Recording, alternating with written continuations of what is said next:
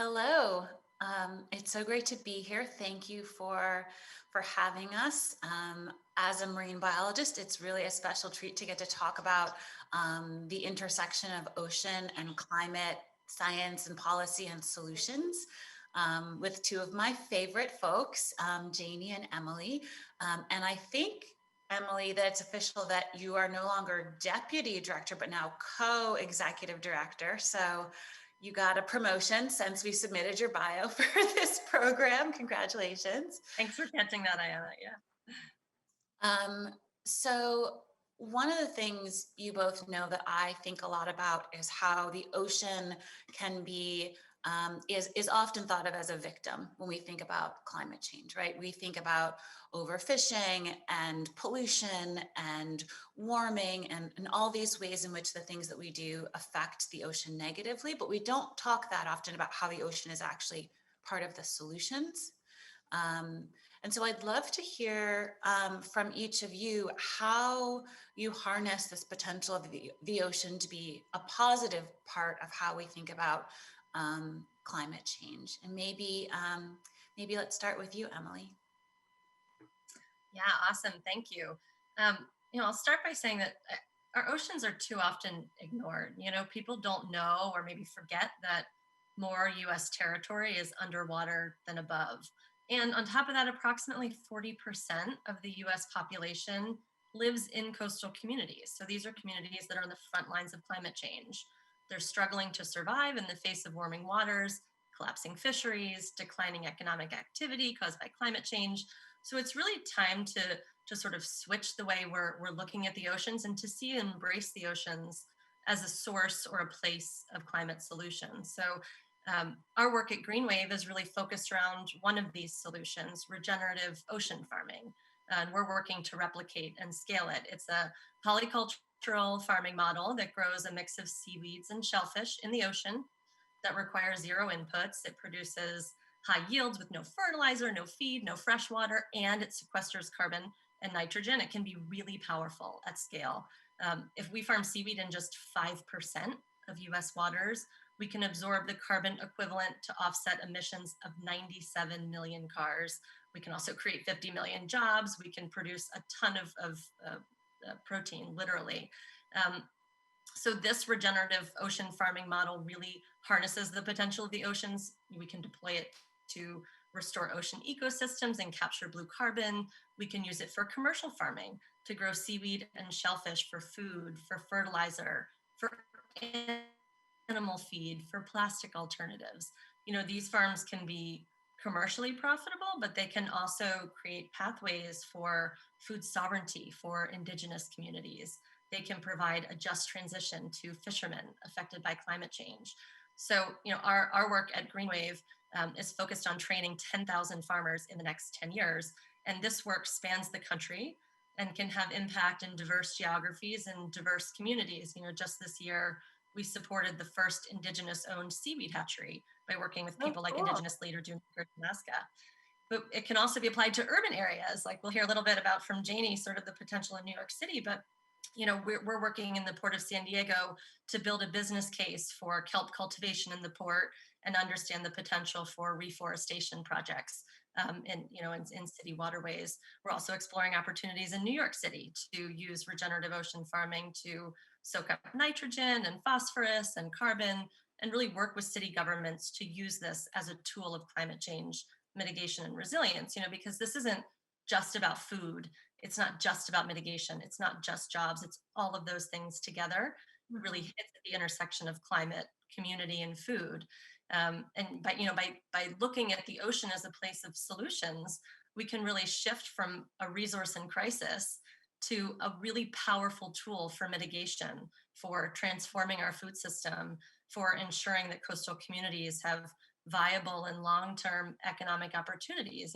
The seas are rising, and we can build seawalls and flee the coast, or we can collaborate with the ocean as a frontier of climate solutions. It's really I love that thought of collaborating with the ocean. And I think it's really important how you frame this as sort of an economic and employment opportunity, and even sort of as an opportunity for cultural preservation in a way, in addition to, the carbon sequestration aspects of it. Because, I think for a long time, everyone here is familiar, but for a long time, we've had this very dangerous narrative in the US that somehow like doing the right thing for the environment was bad for the economy. And one of the things that your co-founder says is like, there's no jobs on a dead planet, for starters, which is I always find to be a helpful reminder. So Janie, I'd love your take on that, and maybe if you can also fill us in a little bit on, what's the conversation around regenerative ocean farming in New York? Absolutely. So, as Emily said, 40% of people in the United States live on the coast, but I'll also just add only 10% of the land in the contiguous United States is coastal land, right? So, not only are there a lot of people living on the coast, but they're living very densely. Cities are on the coast. In fact, 14 out of 17 of the world's largest cities are coastal cities. All these cities are facing the threat of sea level rise and the impacts of climate change. In New York City, we have 520 miles of coastline. That's more than Miami, Boston, San Francisco, and Los Angeles combined. And 4 out of the 5 boroughs are actually islands. So we are working to address that threat, but really doing it in a way that allows us to transform the coastline to integrate flood protection. We are not trying to wall ourselves off from the water. We rely on the waterfront for so many things. It's actually kind of paradoxical. It's New York City's strategic location at the mouth of the harbor that gave it its economic rise, and Yeah. it's a port of entry for immigrants, which is what made it a cultural hub. But now it's that same location that is forcing us to really think differently about our waterfront and our coastline.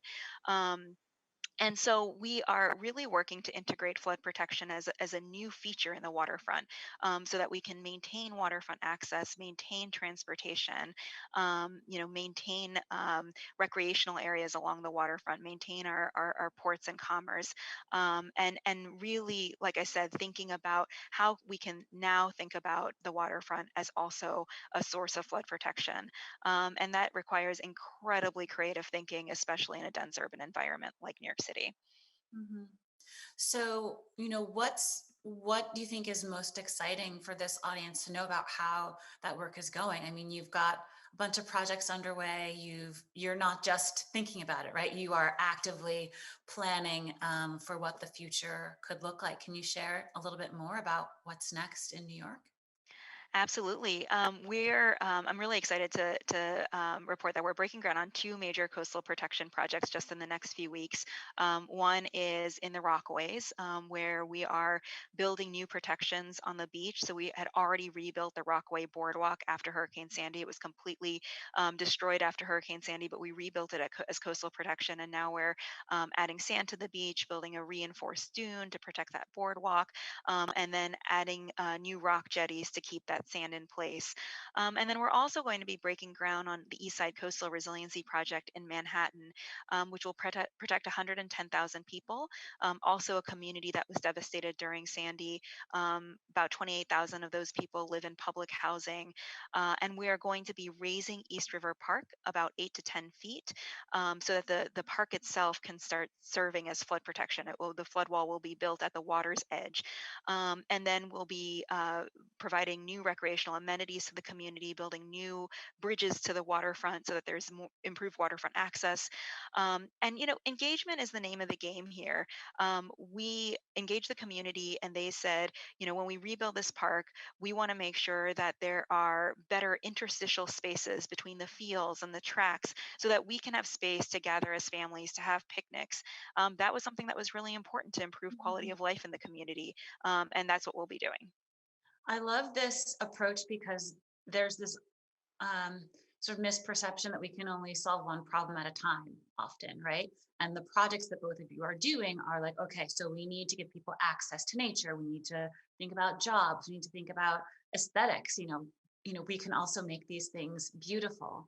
We need to also obviously be thinking about safety and food security and mitigating the impacts of climate change. And so I love the work that you do both do, because it's so holistic and integrated in the way that you're thinking about the problem and pursuing solutions.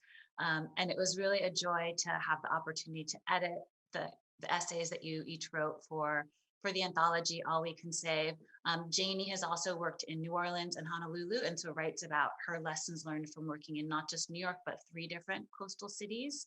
And Emily writes about her path from working on agriculture and land to sort of becoming one of the pioneers in this new field of regenerative ocean farming. So Emily, I'd love to hear from you, what does regenerative mean to you in this context, and how does that inform your thinking as you build business models? Yeah, I mean, regenerative really means resiliency in sort of many senses of the word. I have a sort of an anecdote that I think will help illustrate that. But a key component of regenerative ocean farming is multiple revenue streams. We're building climate resiliency into this farming model by selling food, but also by selling byproducts, so waste for fertilizer and compost. We're selling data harvested on our farms. We're selling blue carbon and nitrogen offsets. And this really interesting thing happened out of COVID. We work up and down the supply chain to create opportunities in each of these areas for farmers. And COVID, of course, has created challenges in supply chains all over the world. And if seaweed isn't being sold fresh right out of the water to restaurants, say, it needs to be stabilized, it needs to be dried.